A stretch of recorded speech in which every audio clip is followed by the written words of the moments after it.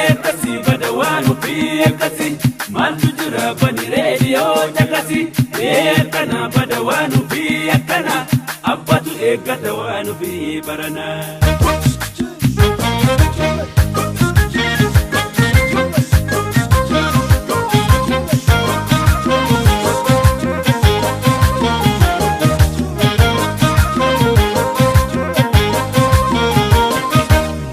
Bekani akalubun ko sijalatu Odo bekani akalubun ko sijalatu Tirachun ke gati lubu kiyalle akana jantu Silana wani odo bekani janoko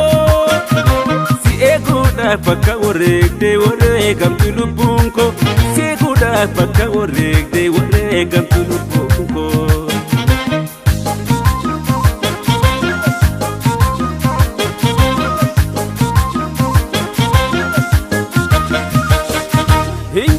Abdatani lentu burasani gadi atani gange almitu ergatani kamdan damatin garre samira gile kufe kandala laballe subay amamtu karatafe adugana mambane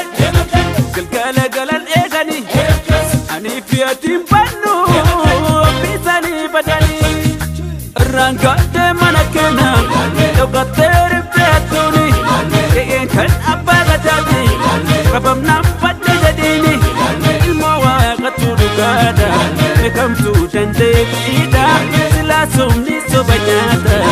gani tuganjirata rangate manakena lokater petuni kan abba gadati kabam nampatte jadini ekasi badawanu fi ekasi maltu jira bani radio jakasi ekana badawanu fi ekana abbatu egatawanu fi barana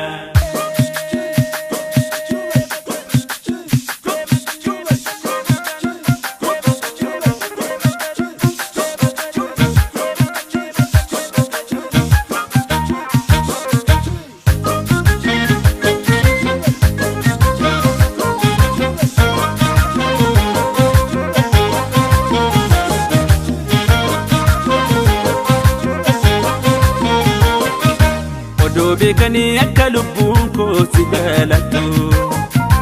Odo bekani akalubun ko sijalatu Tirachun ke gati lubu kiyalle akana jantu Silana wani odo bekani janoko Si eguda paka orekde oregam tulubun ko Si eguda paka orekde oregam tulubun ko